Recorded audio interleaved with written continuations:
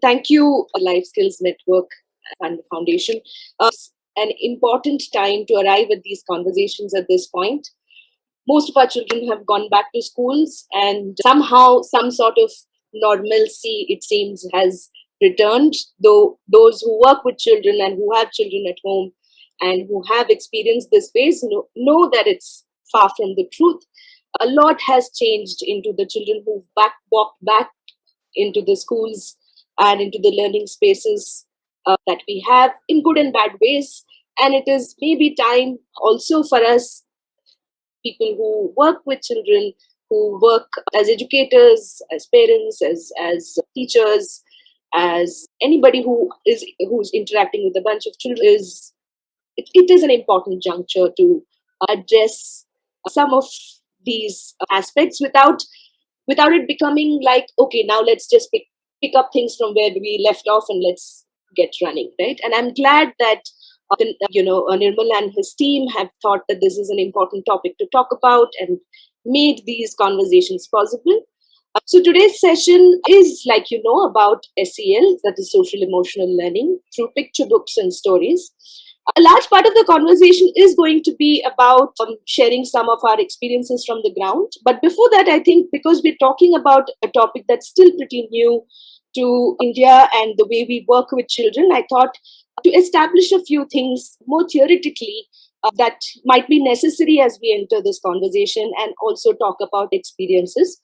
So we are all talking about picture books. So I have many picture books with me, and I'm sure many of you might have seen picture books and might have worked with picture books before. These are big picture books that have large pictures and text, and they've been largely looked as part of children's literature that is used beyond just reading for pleasure, for literacy, for engagement of different sorts. And obviously, social emotional learning is another aspect through which we look at picture books. But before we do that, I just wanted to bring a small thought into mind. Now, picture books are part of the children's literature. And how children's literature has been viewed over the years has an interesting story. And I thought I would start from that story. So before Enlightenment, this is many hundreds of years ago, children were considered smaller adults. So there was the childhood as a phase had not been defined, had not been thought of. So they were thought of as smaller versions of adults. So there was no particular literature for children.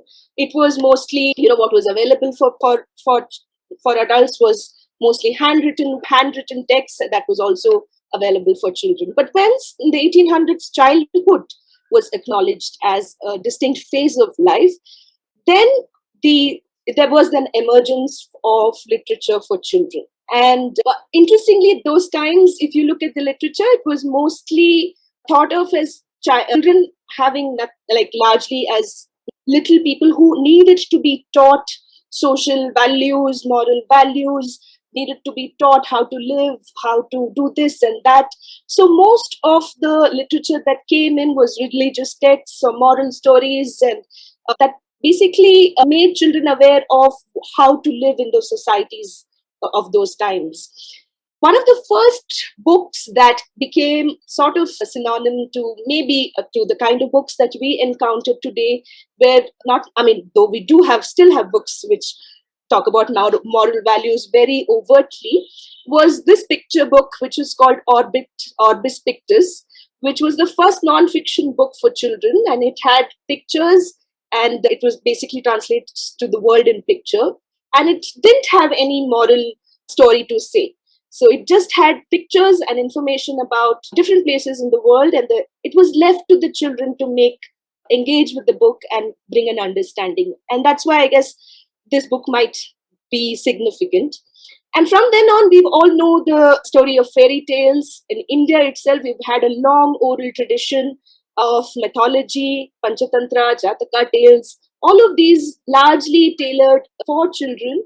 Many of them also became part of children's literature. Even now, they're part of children's literature.